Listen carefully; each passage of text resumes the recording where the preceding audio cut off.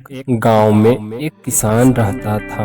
वहां पर 2-3 साल से बारिश नहीं हुई थी, जिस वजह से वहां की सारी जमीन सूख चुकी थी। किसान बहुत दुखी था क्योंकि वे अपनी जमीन के ऊपर कोई फसल नहीं उगा पा रहा था।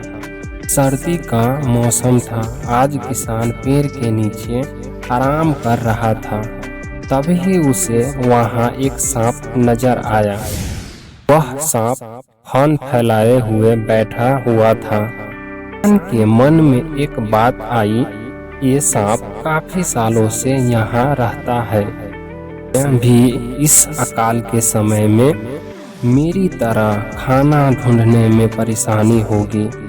फिर गरीब किसान के मन में यह तय किया कि वे हर रोज सांप को एक कटोरी दूध पिलाएगा। यही दिन किसान एक कटोरी दूध ले आया और सांप के बिल के पास रखकर कहने लगा, नागराज, आपको मेरा प्रणाम। मैंने कभी ध्यान नहीं दिया कि आप भी यहीं रहते हैं। सूखे की वजह से मैं तो परेशान हूँ और मुझे लगता है आपको भी परेशानी हो रही है।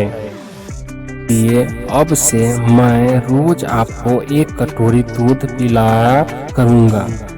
ये बोलकर किसान ने वो कटोरी वहीं छोड़ दी और वहाँ से चला गया।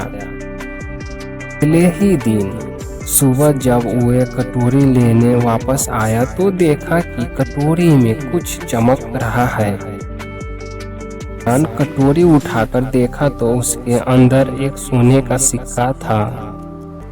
फिर किसान हर रोज सांप को एक कटोरी दूध पिलाता और अगले दिन सुबह हर रोज उसे एक सोने का सिक्का मिलता।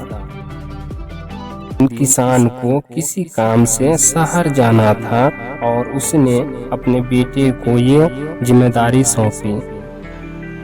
उसने अपने बेटे को कहा, बेटा ध्यान से एक कटोरी दूध सांप के बिल के पास रख देना। उनके बेटे ने अपने पिता के कहे अनुसार एक कटोरी दूध सांप के बिल के पास रख दी। अगले सुबह उसे भी सोने का सिक्का मिला।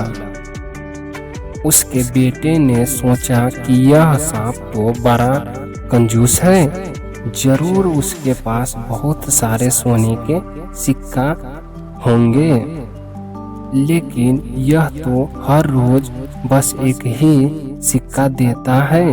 अगर मैं इसे मार दूं तो मैं इसके सारे सोने के सिक्के ले सकता हूँ। जब लड़का दूध देने के लिए गया तो उसने सांप को देखते ही उसको छड़ी से वार किया, मगर सांप भी सतर्क था। उसे छड़ी तो लगी पर उसने किसान के बेटे को भी डस लिया। सांप का विष बहुत ही जहरीला था। देखते ही देखते किसान के बेटे की मौत हो गई और जख्मी सांप बिल में वापस चला आया। जब किसान वापस लौटकर आया तो उसे अपने बेटे की मृत्यु के बारे में पता चला।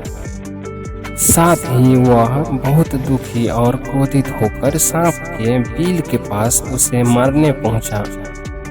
तभी उसने सांप को देखा कि सांप को भी काफी चोट आई है।